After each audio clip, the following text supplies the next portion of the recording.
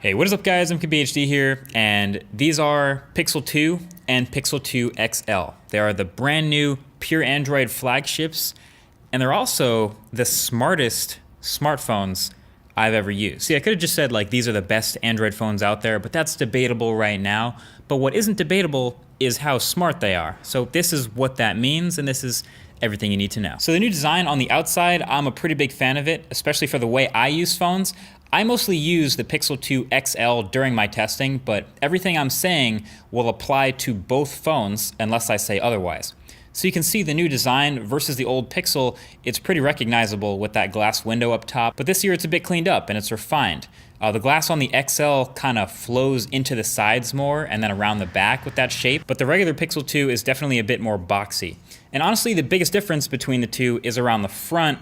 The smaller phone's bezels are, of course, way bigger, so while the screen is actually a full inch smaller, the phone itself is almost the same footprint. But both phones do have those full front-facing stereo speakers that sound really good, and it's super rare to see this in a smartphone, but it makes everything better. Music is louder, clearer, watching videos is better, gaming is better, everything benefits from better audio. So that's great to see.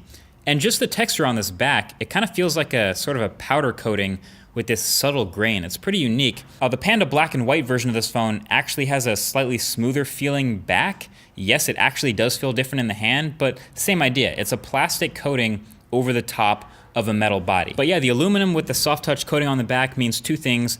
One, no wireless charging, that doesn't work through metal. But two, it's actually like, it's this really nice, unique feel in the hand. I have a feeling this texture is gonna wear to being like smooth eventually if you use the phone for a long time. But so far so good. And it's also actually kind of light. Like a lot of phones have the full glass backs now. Glass is pretty heavy.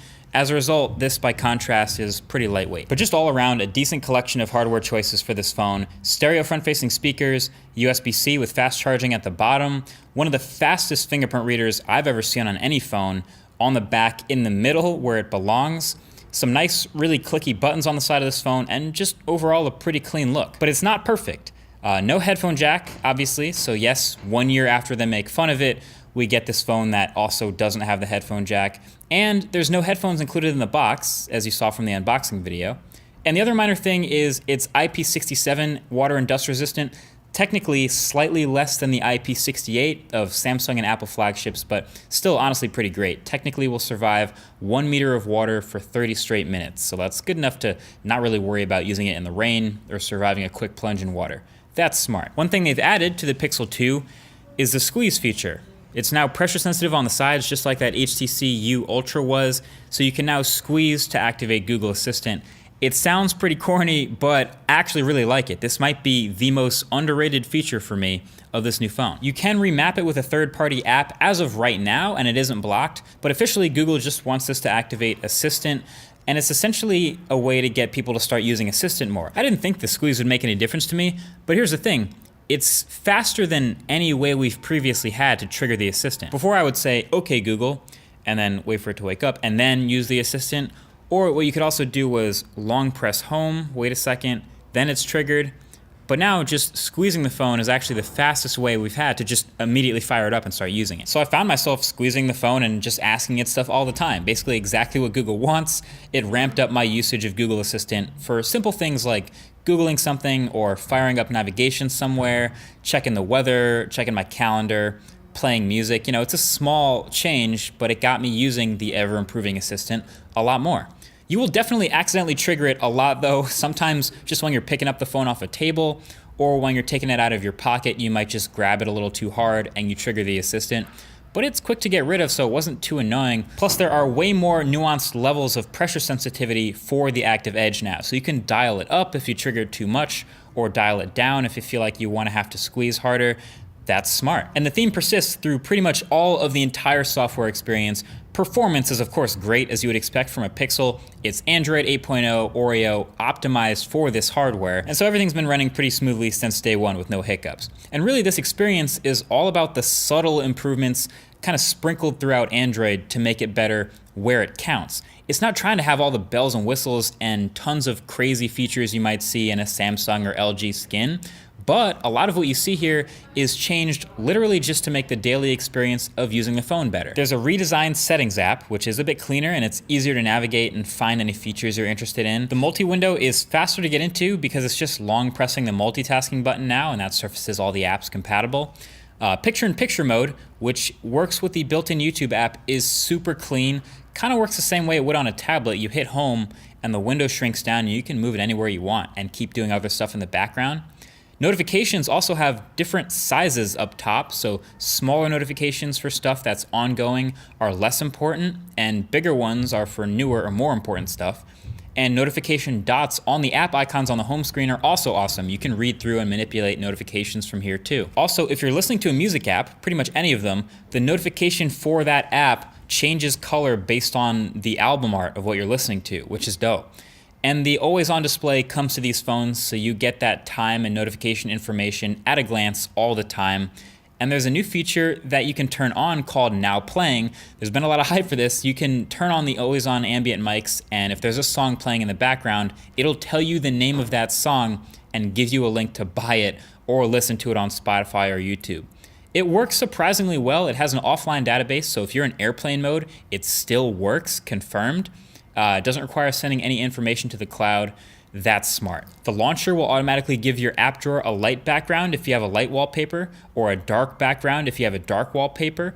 And notice the G in the Google search bar also changes to stay visible based on your wallpaper. That's really smart. And Google Lens is built in now, exclusive to Pixels. It's definitely still early for it, but it's kind of doing what Google Goggles used to do, basically a search based on image recognition. So take a picture of something, ideally with text in it, and then in the gallery, press the lens button, and it'll do its best to identify what you took a picture of and give you a relevant link. So maybe a purchase link to a book if you take a picture of the cover, or a location in Google Maps if you take a picture of a landmark, stuff like that. It doesn't work half the time, but when it does, it's really cool. So yeah, there's plenty of little nuggets in the software here that I love, and I have a whole video on the best features, of course, of Android 8.0 Oreo, and all of that still applies. And the cherry on top is great battery life, as you'd probably expect from a new stock Android phone with an OLED display. My typical long day of use will give me 4 hours of screen on time.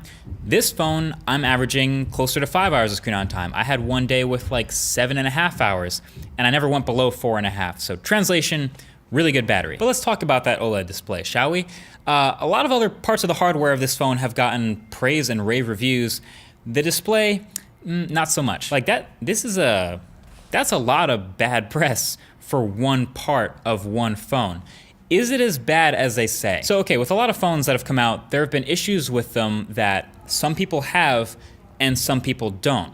And so a lot of people ask, like, oh, with these LG phones, they started getting boot loops. Marques, why didn't you talk about that in your full review of the phone? Well, because it didn't happen to mine. Simple as that. If I have an experience, I will share it in the review. If I don't have an experience, then of course it's not happening in me. It's not in my review. Pretty much the only exception to that was when Galaxy Note 7 started exploding and when iPhones started bending. So Pixel 2 XL has a 6-inch 2880 by 1440 OLED display, and at first glance, it's pretty good. It's sharp, it's colorful, it's an OLED display, so blacks are pitch black. It gets decently bright, has those curved edges. It looks pretty clean, you know?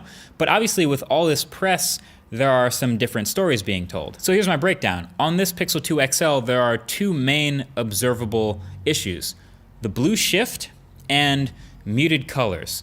One of these is hardware, one of these is software. The blue shift is pretty obvious. I've talked about viewing angles on phone reviews in the past. If you tilt the Pixel 2 display enough off axis, you will start to see all of the colors shift towards blue hues from the top to bottom. It's easy to see when you're looking for it, but to me it's actually pretty minor because pretty much all the time I'm using the phone, I'm using it on axis.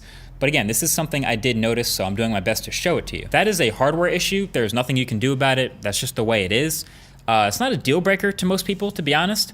But the other thing, which I think is actually a bit more noticeable, is the colors. The simplest way to explain it is basically, for whatever reason, Google decided on Oreo, on the Pixel 2 XL, they will show just sRGB, which is a certain range of colors. The display panel itself, though, is capable of showing the entire P3 color gamut, which is a wider range of colors. And most phones now are showing that wider range of colors. They all have P3 displays. So the effect of Google's decision is it makes the colors look more dull or more toned down than we're used to. The original choice was for this to look more accurate, more natural, and more professional, which is why they included a vivid color mode in the settings, but this only increases saturation and vividness by 10%, so it basically does almost nothing. Here, comparing it to the Note 8 display, you can see it shows up mostly in the extreme colors, but it's all the way across the board, like the reds, the oranges, the high values. The Note 8 display is more saturated and is showing a wider range of colors. Now the weird part, and this is according to a Reddit explainer that I'll link below if you want to read the whole thing,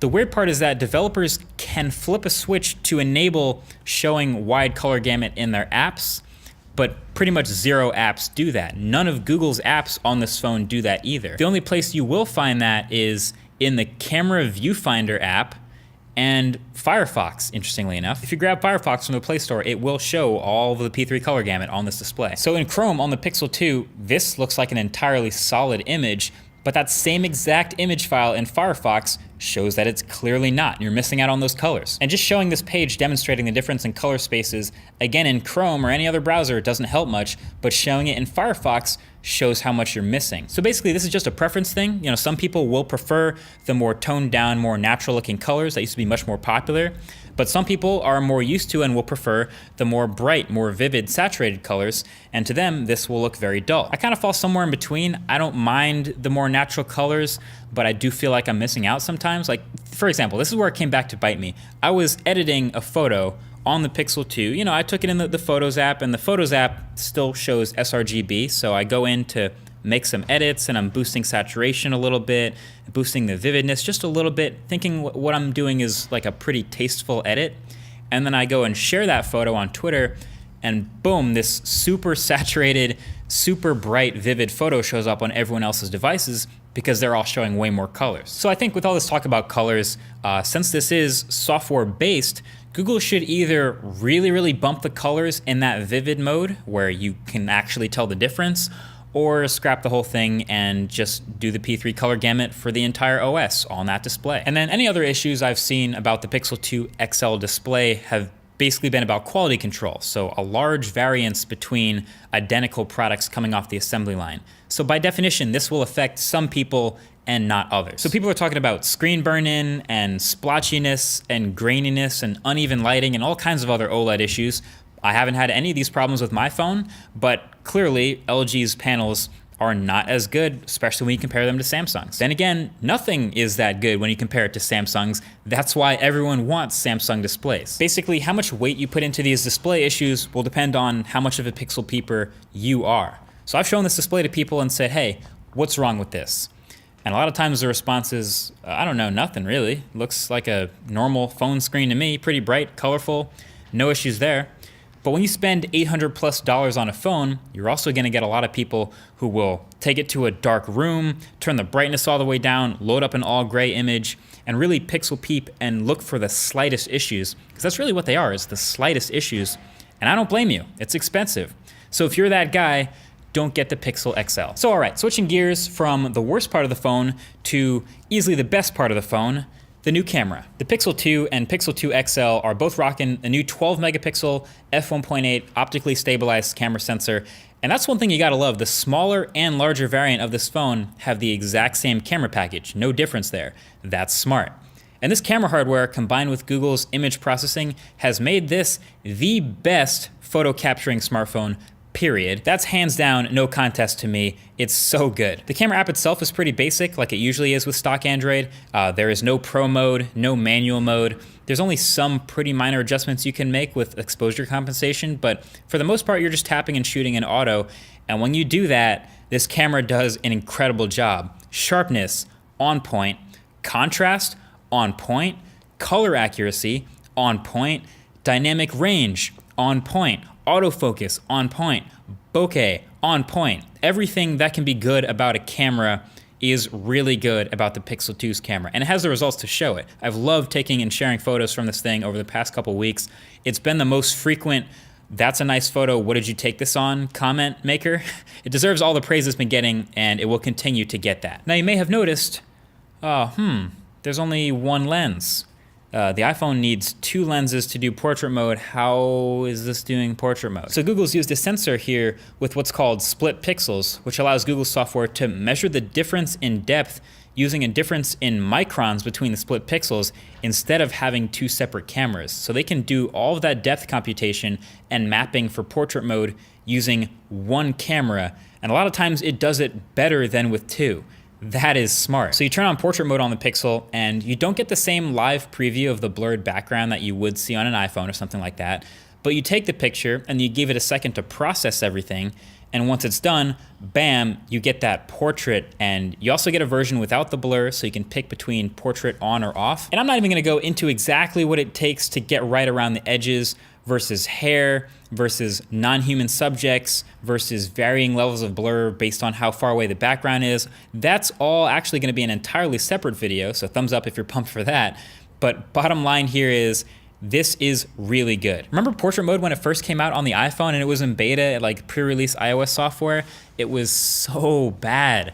But years of software iteration later, it's gotten really good and it will continue to get better. In fact, it's so good now, Google does it with the front-facing camera where they don't even have split pixels. They just use AI to detect what they think is the foreground, sharpen it, and then blur everything else. And it works really freaking well if you ask me. That is smart. Video is also excellent as well. Tiny complaint, I think a lot of people would like audio to be better with the microphones this thing is working with. But again, with video, sharpness, dynamic range, and stabilization are all on point again with this camera. So if you're into imaging, there's no question you're gonna love the Pixel 2. Get this phone. So the bottom line, is Pixel 2 or Pixel 2 XL worth the money? Well, we know the prices now, and basically that's always gonna be personal, but the question is, does this phone do well what you want a phone to do well? For me, that's a resounding yes, absolutely. I've loved using this phone, using the Assistant more all the time, taking amazing photos with my phone, and just generally noticing a lot of the new improvements from Android 8.0 Oreo. Being first in line for updates for the next 3 years is awesome on this phone too. So I'm a big phone person. I went with the Pixel 2 XL. Yes, I recommend it. But you can get the same good stuff in the slightly smaller Pixel 2. If you don't mind the bigger bezels, this is also a go. It's a green light. I recommend it. So at the end of the day, these are really smart smartphones. That's what I like to see. That's what Google does best. So if you want the iPhone of the Android world, there is no other choice. Thumbs up for the Pixel 2 for me. Thank you for watching. Talk to you guys in the next one. Peace.